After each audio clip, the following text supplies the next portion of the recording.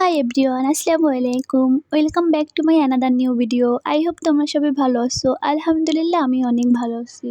অনেকদিন পর আমরা ঘুরতে গিয়েছিলাম বাংলাদেশ বিমান বাহিনী জাদুঘরে। সেটাই আজকে তোমাদের সাথে শেয়ার করব। ঢাকার আগারগাঁয়ে বেগম রোকেয়া সরণির পাশে পুরাতন বিমানবন্দরের একটি অংশে এটি অবস্থিত। এই জাদুঘরটি হচ্ছে বাংলাদেশের প্রথম বিমান জাদুঘর। বিমান বাহিনী জাদুঘরে আমরা 4 জন গিয়েছিলাম। আমি, আমার হাজবেন্ড, সাকিব ভাই, দেন আরো একটা ভাইয়া ছিল।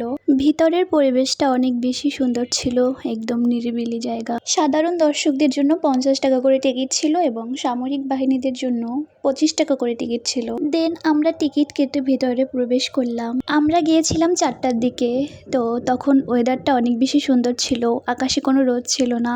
বাংলাদেশ বিমান বাহিনী জাদুঘরটি রবিবার বন্ধ থাকে। জাদুঘর একটি শিক্ষামূলক স্থান যেখানে দর্শনার্থীরা বিমান বাহিনী এবং সামরিক ইতিহাস সম্পর্কে জানতে পারে। জাদুঘরের অন্যতম আকর্ষণ হলো একটি ঐতিহাসিক ডাকোরা বিমান, যা 1971 সালের মুক্তিযুদ্ধে ব্যবহৃত হয়েছিল। তাছাড়াও জাদুঘরে রয়েছে বিভিন্ন ঐতিহাসিক বিমান, হেলিকপ্টার, রাডার এবং অন্যান্য সামরিক সরঞ্জাম। এটি একটি গুরুত্বপূর্ণ পর্যটন কেন্দ্র।